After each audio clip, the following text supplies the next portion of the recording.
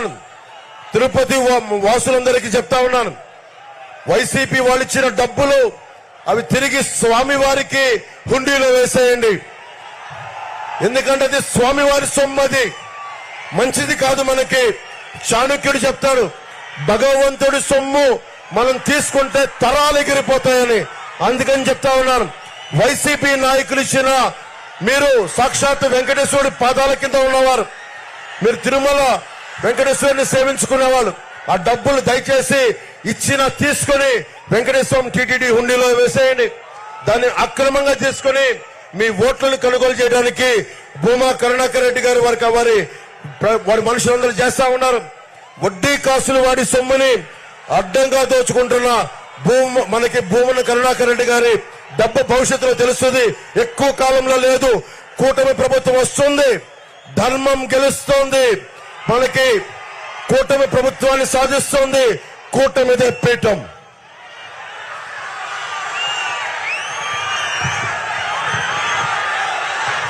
మనం రాగానే దేవస్థానం నుంచి వచ్చే నిధుల్ని ఇక్కడ కాలేజీలకి, ఇక్కడ ఆసుపత్రులకి, ప్రజా సంక్షేమానికి పెడతాం. అన్ని చోట్ల మనం అఖండ విజయం సాధిస్తున్నాం. అన్ని సర్వేలు మొత్తం మనదే విజయం, కూటమిదే విజయం, మనదే ప్రభుత్వం.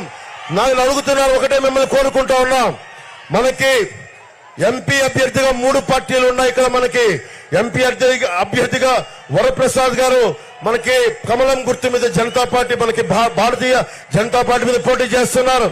చంద్రగిరి నుంచి తెలుగుదేశం పార్టీ సైకిల్ గుర్తు మీద పులవర్తి నాని గారు పోటీ చేస్తున్నారు. మన గాజు గ్లాస్ గుర్తు మీద ఆరణి శ్రీనివాసులు గారు పోటీ చేస్తున్నారు. వేదిక పైన సిఆర్ రాజన్ గారికి, నరసింహ యాదవ్ గారికి, డాక్టర్ హరిప్రసాద్ గారికి,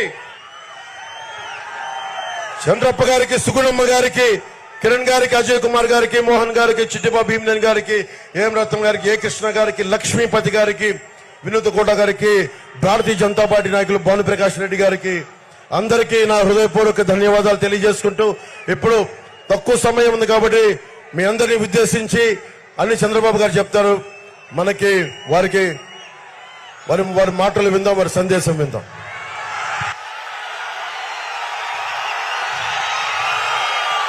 ఏం తమ్ముళ్ళు మైక్, ఏం తమ్ముళ్ళు హుషారుగా ఉన్నారా?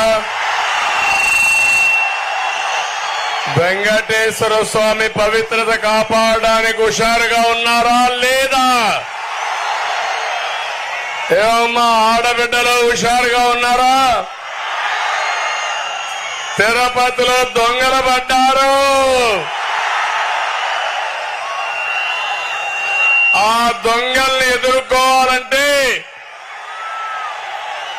ప్రజలు సిద్ధంగా ఉండాలి. ఈ తిరుపతికి వస్తే నాకెప్పుడు గుర్తొస్తుంది, ఇక్కడే పుట్టాను, ఇక్కడే పెరిగాను, ఇక్కడే చదువుకున్నాను. నా రాజకీయాలు ప్రారంభం వెంకటేశ్వర యూనివర్సిటీ నుంచి. మీ అందరి ఆశీస్సులతో రాష్ట్రంలో, దేశంలో ఒక గుర్తింపు తెచ్చుకునే నాయకుడిగా ఎదిగాను. ఇప్పుడే పవన్ కళ్యాణ్ గారు చెప్పారు,